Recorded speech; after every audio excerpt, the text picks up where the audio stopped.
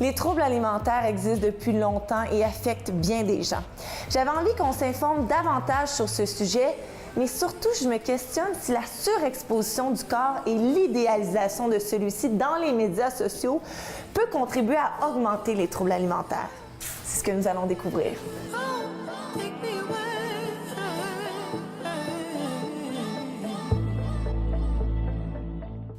Aujourd'hui, pour parler des troubles alimentaires, je vous présente mes invités. Gabrielle Lauzon, infirmière qui a souffert d'anorexie et de boulimie. Bonjour. Merci.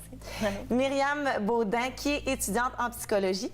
Et Émilie Delage, également étudiante en psychologie. Merci beaucoup, les filles, d'être présentes aujourd'hui. On aborde un sujet quand même sensible.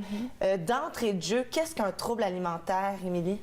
Bien évidemment, c'est beaucoup plus que simplement pas vouloir manger, vouloir perdre du poids. En fait, c'est un trouble de santé mentale qui est caractérisé par une distorsion au niveau de la façon de voir son corps, au niveau de la façon de percevoir l'alimentation. Donc, pour être diagnostiqué, il faut qu'il y ait d'abord une restriction au niveau alimentaire, donc une insuffisance au niveau de la nourriture qui est consommée et des calories. Il faut qu'il y ait aussi une peur de prendre du poids ou de devenir plus gros et qu'il y ait aussi une distorsion au niveau de la façon de voir son corps, de voir l'alimentation. Puis, Myriam, il y a plusieurs sortes de troubles alimentaires. Peux-tu nous en nommer quelques-uns? Il y a effectivement plusieurs sortes. Il y en a deux principaux, soit l'anorexie et la boulimie. L'anorexie, en fait, il y a deux types d'anorexie, soit l'anorexie restrictive ou purgative. Donc, restrictive, ça va être seulement par rapport à la restriction alimentaire, donc on va vraiment moins manger. Et purgative, il va y avoir aussi des comportements compensatoires, c'est-à-dire qu'après la prise d'aliments, il va y avoir soit des vomissements, prise de laxatifs, sport extrême. Au niveau de la boulimie, en fait, on va diagnostiquer l'anorexie avant la boulimie, puisque la boulimie ressemble beaucoup à l'anorexie, mais on ne remplit pas tous les critères de l'anorexie. Donc, il n'y aura pas nécessairement de distorsion au niveau de l'image corporelle. Puis, les gens vont souvent être des fois au-dessus de leur poids qu'il faut avoir, en fait, leur poids génétique. Donc, c'est pas mal ça, la différence. Il y a aussi l'hyperphagie. Oui, l'hyperphagie, ça, c'est comme la boulimie. Donc, il va y avoir consommation d'aliments dans un court laps de temps. Ils vont consommer vraiment beaucoup de calories, mais il n'y aura pas nécessairement de comportement compensatoire, donc de vomissement. Ça va juste être beaucoup de nourriture ingérée en un court laps de temps, sans nécessairement vouloir compenser par après. Dans les dernières années, on a aussi beaucoup parlé de l'orthorexie, qui est un peu l'obsession de manger sainement. Est-ce que c'est considéré comme un trouble de santé mentale ou pas encore? Bien, selon mes connaissances, je pense que c'est pas encore comme dans le DSM, là, dans le manuel de la classification des troubles mentaux. Mais je pense que plus... il doit y avoir des recherches là, en cours pour essayer de catégoriser ça, dans le fond, pour être à jour là, avec les nouveaux troubles qui sont de plus en plus communs. Oui. Gabrielle, tu as souffert d'anorexie et de boulimie. Puis avant qu'on commence le tournage, tu disais, tu sais, je te demandais est-ce que tu en souffres encore. Tu disais, on le reste un peu toujours. Comment décrirais-tu ces deux troubles-là que toi, tu as vécu de la manière dont tu l'as vécu? Bien, en fait, comme elle disait, l'anorexie a commencé beaucoup avant. Et ensuite, la boulimie pour compenser est apparue après. Moi, je pense que souvent, on dit l'anorexie commence avant, mais quand on arrive vers la boulimie, c'est parce qu'on est comme on a déjà fait un chemin vers la rémission. Il faut passer par cette étape-là pour guérir, j'imagine. En tout cas, selon toutes mes expériences. Quel comportement adoptais-tu dans ce temps-là? Moi, c'était beaucoup de la restriction alimentaire. Beaucoup de restrictions. Le sport aussi excessif. Quand j'ai commencé des périodes de boulimie, j'ai eu utilisation de laxatifs et des vomissements aussi.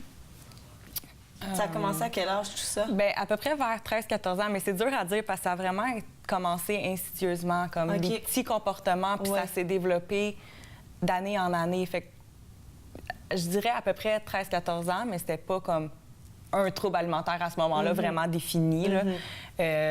Vraiment la grosse période. Ça s'est développé graduellement. C'est ça s'est vraiment développé graduellement. Puis la grosse période, là, ça a été vers 20 ans. Quand j'ai rentré au cégep, avec le stress, tout ça, puis le changement aussi de, passage à la vie adulte, les changements dans ton corps aussi. On les accepte moins bien, des fois. C'est ça. Fait que là, ça a vraiment été une grosse période de restriction là, qui m'a amenée à l'hôpital, en fait. Pourquoi une personne développe un trouble alimentaire? Les gens ont tendance à penser que c'est le culte de la minceur et les standards de beauté qui viennent mettre une pression sur les gens, mais c'est vraiment juste un facteur parmi tant d'autres. Hein?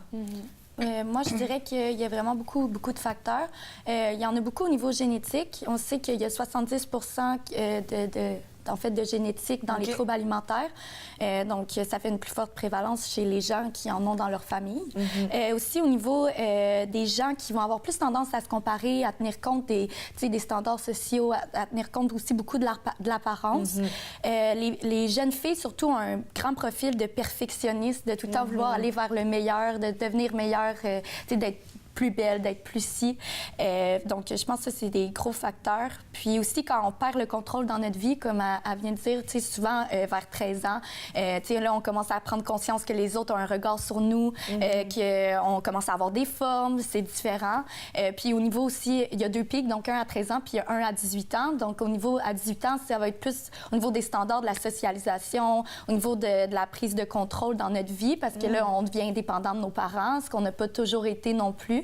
Donc, je pense que ça devient difficile aussi. Oui, c'est sûr que c'est ça. Il y a beaucoup de facteurs, surtout des facteurs personnels, des facteurs dans l'environnement de la personne, de la famille. Mais je pense quand même qu'on ne peut pas nier les facteurs là, de la société, les normes sociales, l'apparence là, qui est normalisée. Puis c'est sûr que c'est modulé par la façon dont la personne va intérioriser ces normes-là, la façon l'importance qu'elle accorde à l'apparence. Mais je pense quand même que ça peut rester un facteur parmi beaucoup d'autres, là, comme on a dit. Gabrielle, à partir de quel âge as-tu pris conscience que tu souffrais d'anorexie? Parce que souvent, les anorexiques sont un peu dans le déni au début. Effectivement, j'ai été dans le déni assez longtemps. OK. Bien, vers 20 ans. Bien, dans le fond, quand j'ai été hospitalisée. Donc, à 20 ans. Oui. Puis là, tu en as pris conscience parce que le médecin te l'a dit? Oui, exactement. Mot pour mot? Oui, exactement. Puis avant, est-ce que tes parents t'en parlaient un peu? Ma mère m'en parlait, mais je disais non, c'est pas vrai, j'étais correcte. Mais c'est elle, la première, qui s'en est rendue compte, effectivement. Mais moi, vraiment, à 20 ans, c'est quand que j'ai été hospitalisée, là, puis que... T'as vu l'ampleur? Oui, que j'allais vraiment pas bien, puis que ça fonctionnait plus, là. Je pouvais plus fonctionner avec ce trouble-là. Il fallait que je choisisse entre moi ou le trouble, là. C'était vraiment... Un dilemme de vie ou de mort. De vie ou de mort, exactement. Genre, c'était moi ou c'était le trouble qui me gagnait. Puis j'ai choisi moi. Tant mieux. Oui. Gabrielle, dans ton cas, qu'est-ce qui t'a amené à développer un trouble alimentaire? Bien, moi, c'est ça. Dans le fond, ça a commencé, comme je disais, vers à peu près 13-14 ans. À cause des conflits familiaux, bien, mes parents, à ce moment-là, ils ont failli se séparer. OK. Donc ça a été vraiment un déclencheur pour moi, beaucoup d'anxiété, d'insécurité. Je voulais pas que mes parents se séparent. Ouais. Ça a amené un lot de stress. Oui, c'est ça, exactement. Fait que j'ai commencé à développer des comportements. Puis après, bien, ça s'est comme replacé.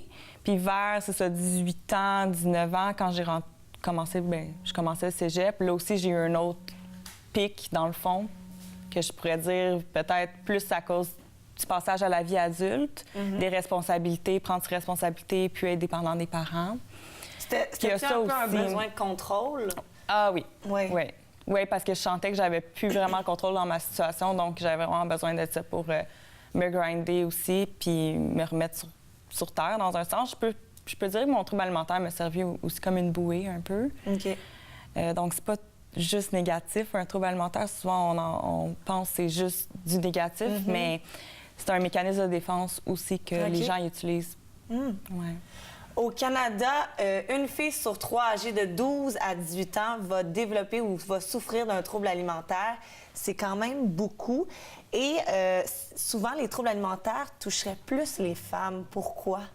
Mais on dit qu'il y a environ 10 que ce serait des hommes dans les troubles alimentaires. Donc, il y aurait comme un homme pour 10 femmes. Bien, c'est sûr que les standards de beauté, je pense qu'ils sont plus... c'est plus acquis pour les femmes. Dans le fond, comme toute la culture, le corps des femmes doit être mince. On le voit partout.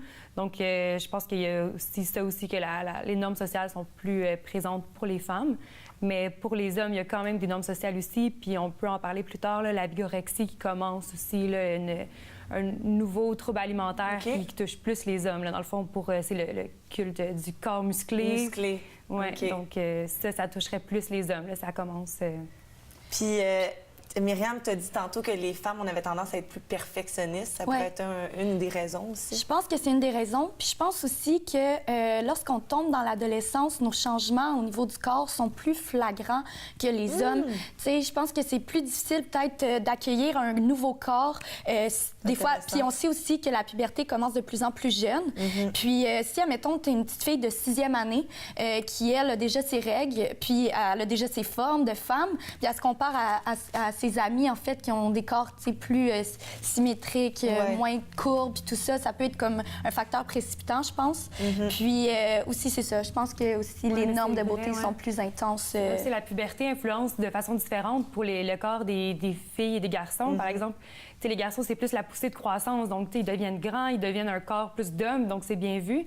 Tandis que pour les filles, le corps, c'est comme les seins, les hanches qui élargissent, la répartition des graisses, donc c'est comme moins, la valorisation, on dirait les normes sociales, c'est plus un corps de petite fille qui est comme pas développé, super mince, tandis que là, la puberté, le corps change pas nécessairement dans le bon sens, donc c'est peut-être ça aussi qui vient affecter plus le corps chez les filles. C'est plus drastique, mettons, chez les femmes, la puberté, que chez les hommes. Gabrielle, dans ton quotidien, quel geste as-tu posé ou que tu poses encore pour diminuer cette obsession sur la nourriture? Oui, bien, il y a beaucoup de choses. En fait, j'ai fait beaucoup de suivi avec ANEB, les groupes fermés, les groupes ouverts qui m'ont beaucoup aidée.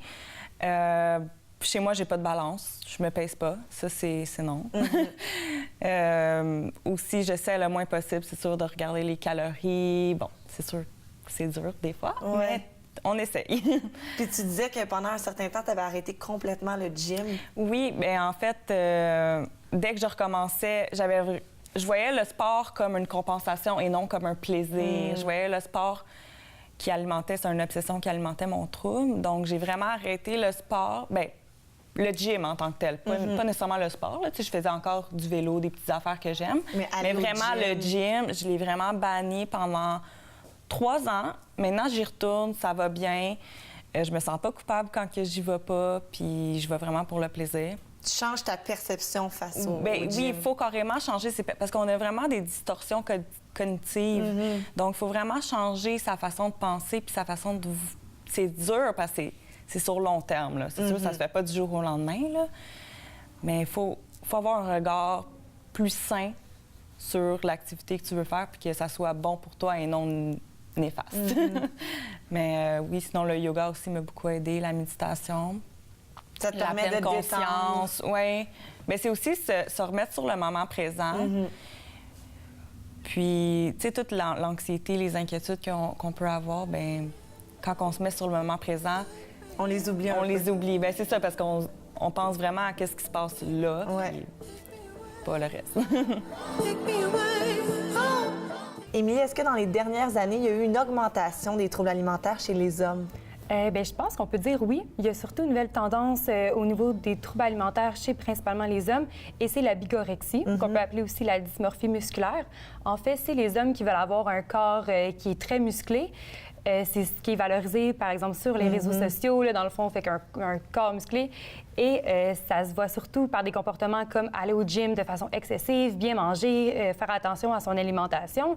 Et prendre des stéroïdes. Évidemment, c'est ça. Donc, c'est touché parce que c'est quelque chose qui est valorisé dans la société. Dans le fond, prendre soin de son corps, s'entraîner, faire attention à ce qu'on mange. Mais quand ça devient obsessif, là, quand la nourriture c'est excessif, l'entraînement, et quand il y a prise de stéroïdes qui sont dangereux pour la santé, là, on peut dire qu'on parle d'un trouble de santé mentale. Là. Donc, Je trouve ça intéressant ce que tu dis parce que j'avais fait ici à Focus une émission sur le culte du fitness. OK, oui. Puis je connaissais pas j'avais parlé de l'orthorexie, mais je connaissais pas ce trouble-là.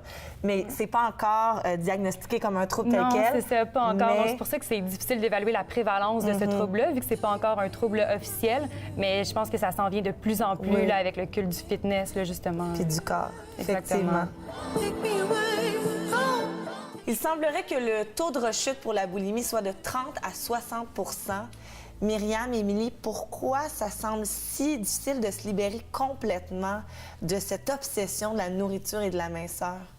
Je pense qu'à long terme, ça devient une partie intégrante de l'identité de la personne. OK. Que c'est un mécanisme de défense, comme elle disait plus tôt, au niveau de l'anxiété. Donc, au niveau des distorsions, ça génère beaucoup d'anxiété de dire je vais prendre la nourriture, je vais grossir.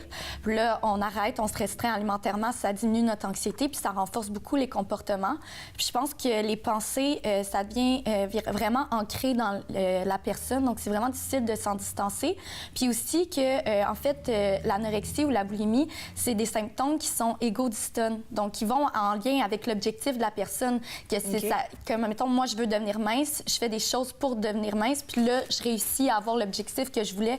Donc, c'est beaucoup plus difficile de s'en distancer qu'un symptôme qui est égo-distone, comme la dépression, qu'on veut s'en débarrasser parce qu'on vit pas bien avec ça. Je comprends. Fait que je pense que c'est ça qui est vraiment difficile de se distancer par rapport à ça. Oui, puis il y a aussi une composante qui est plus même physique dans comme ça crée une dépendance en fait.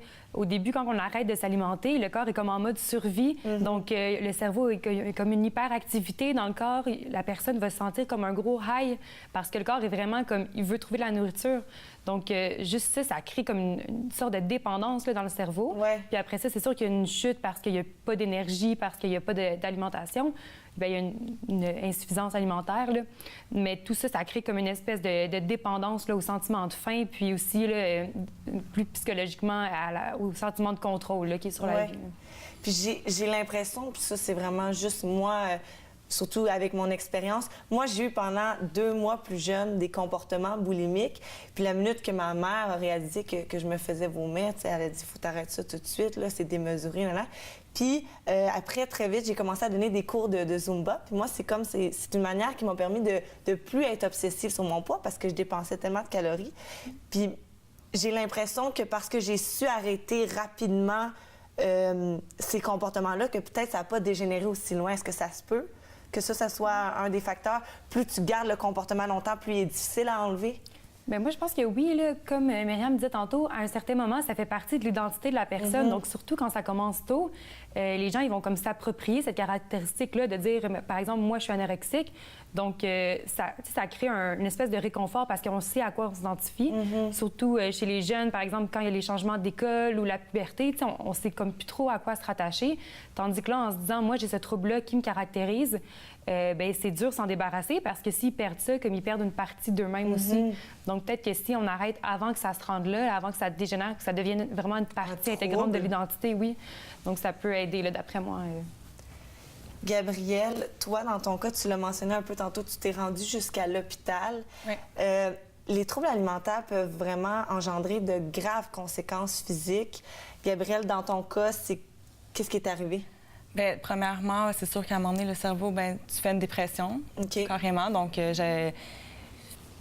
j'avais plus aucune motivation, j'avais plus aucune énergie, j'avais la misère à me lever de mon lit, j'avais des étourdissements, je perdais connaissance, des pertes de conscience. Ton corps était trop faible? Oui, vraiment, vraiment. Puis même mon cœur, il y avait de la misère. Je faisais de la bradycardie. OK. Mais mon cœur, il était trop bas. Il battait pas assez vite? Non, c'est ça. Non? Oui, c'est ça? C'est ça, oui. C'est inquiétant.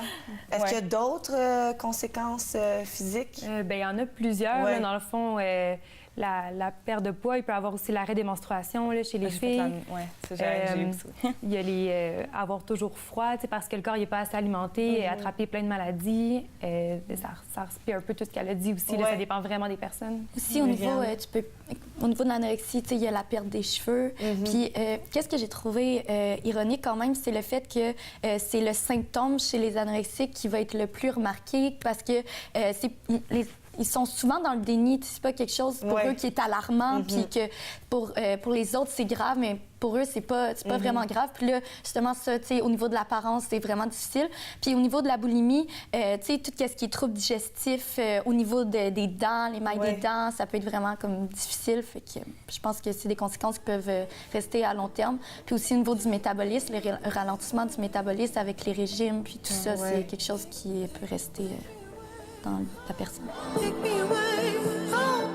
Myriam, on l'a vu avec l'émission d'aujourd'hui, les troubles alimentaires, ça peut être vraiment souffrant pour une personne. Comment peut-on prévenir les troubles alimentaires? Je pense que plus par rapport aux symptômes, dans la vie de l'individu, dans la famille, si on peut regarder quelques types de symptômes. Il y a des changements qui sont subtils dans le mode de vie de la personne, mais qui peuvent être distingués de ce qu'il faisait habituellement. Donc, au niveau des repas, si la personne commence à s'isoler dans sa chambre, dire qu'elle veut manger toute seule, qu'elle a des choses à faire, qu'elle commence à séparer les aliments dans son assiette, qu'elle commence à s'intéresser de façon obsessive à la nourriture, aux calories. Oui, aux calories, devenir nutritionniste, diététiste, tu sais, qu'elle n'avait jamais parlé de tout ça avant dans son cheminement. Aussi, au niveau de la prévention, on peut regarder aussi au niveau de promouvoir la diversité corporelle, donc d'accepter tous les types de corps, parce qu'on n'a pas génétiquement tous le même corps. Non.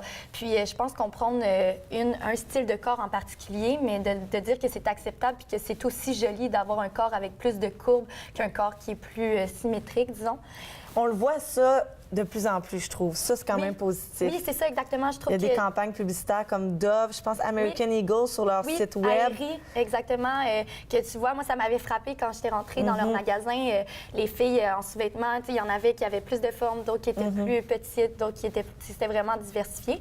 Fait que ça, je trouve ça vraiment bien. Puis je trouve aussi d'apprendre aux gens à bien s'alimenter sans tomber dans la restriction, d'avoir une alimentation intuitive, de manger quand tu as envie de manger, puis d'avoir un certain équilibre. Si tu as envie de manger des biscuits ce jour-là, mais prends-en toi 3, mais pas mange pas la boîte au complet. Ou prive-toi pas nécessairement d'en manger non plus. Fait que je pense que ça serait... Dans un de mes cours de psychologie, mon professeur nous avait expliqué que parfois, lorsque les parents avaient des comportements de punition ou récompense avec la nourriture, ça pouvait avoir un impact sur l'enfant. Oui, surtout au niveau de l'ancienne mentalité de mange toute ton assiette, sinon tu n'auras pas de dessert. Je trouve que ça serait bien d'apprendre à l'enfant, en fait, de se resservir s'il a encore faim, de faire des plus petites portions, puis oui, donner le dessert quand même s'il n'a pas fini toute son assiette parce qu'il n'a plus faim. Puis je trouve que, justement, c'est une prise de contrôle, d'avoir un contrôle sur son alimentation parce que peut-être, justement, il y a eu trop de contrôle dans la vie de l'individu étant enfant ou adolescent par rapport à ça. Aussi par rapport à comment sa mère se regarde dans le miroir. Mais tu sais, ça, c'est des choses subtiles que c'est pas nécessairement si simple à changer dans l'environnement familial. Sûr. Mais ça peut rappeler aux parents qui ont quand même un rôle là-dedans. Oui. Merci beaucoup. Ça me fait plaisir.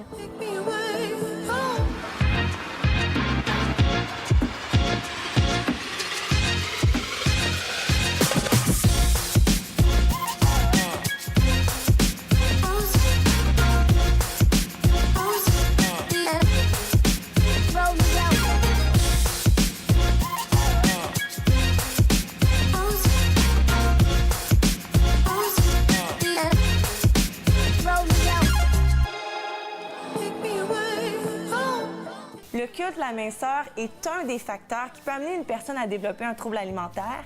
Mais comme on l'a mentionné un peu plus tôt dans l'émission, il y a d'autres raisons à prendre en compte. Par contre, les filles, je ne peux pas m'empêcher de me demander si le culte du corps qui est grandement présent dans les médias sociaux peut-il générer une augmentation des troubles alimentaires? Juste moi, je le regarde dans mon groupe d'amis filles. Mes amis se comparent beaucoup aux Instababes, aux filles qui font beaucoup de fitness. Moi, d'ailleurs, j'ai pas Instagram parce que je suis vraiment fragile par rapport à ça.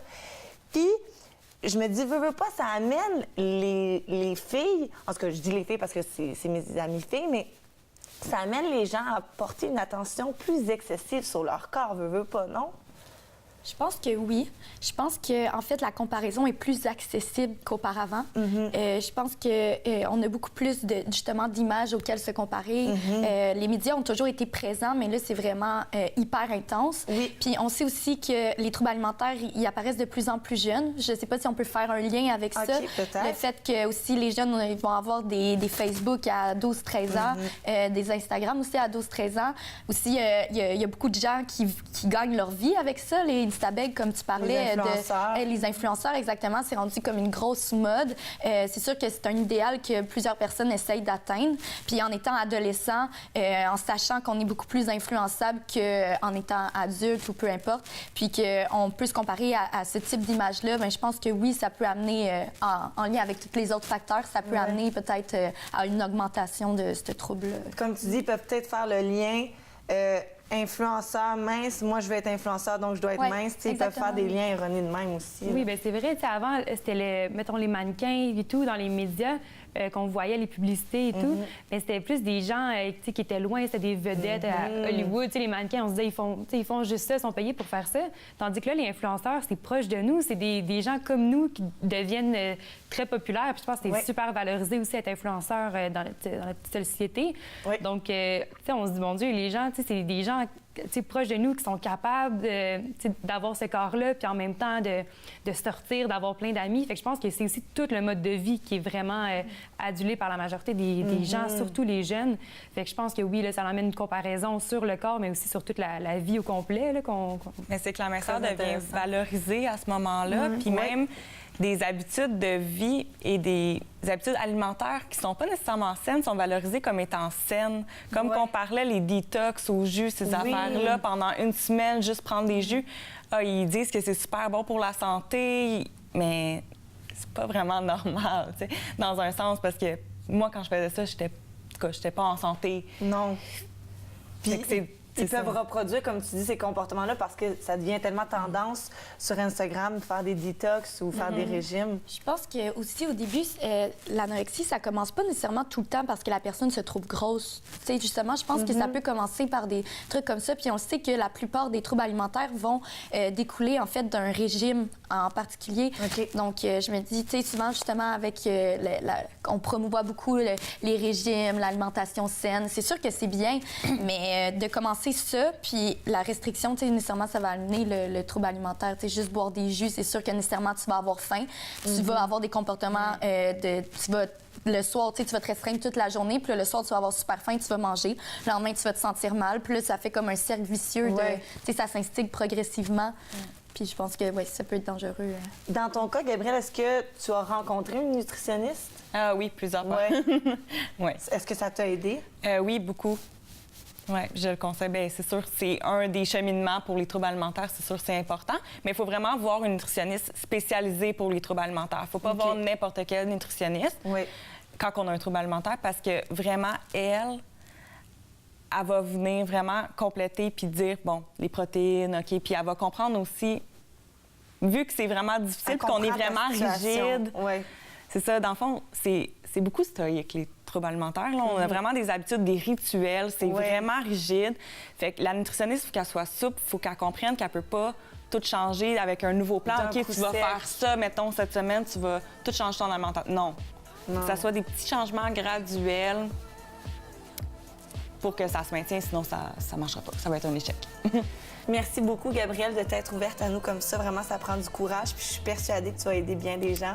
Je l'espère. Merci. Merci beaucoup, les filles, pour vos connaissances. Ça a été super. Vous avez bien vulgarisé ça. Merci. Merci à toi. Si jamais vous souffrez d'un trouble alimentaire, prenez les ressources qui sont là pour vous, comme ANEB, qui est un organisme reconnu pour les troubles alimentaires. J'espère que j'ai réussi à mieux vous informer sur le sujet d'aujourd'hui. Et nous, on se dit à la semaine prochaine.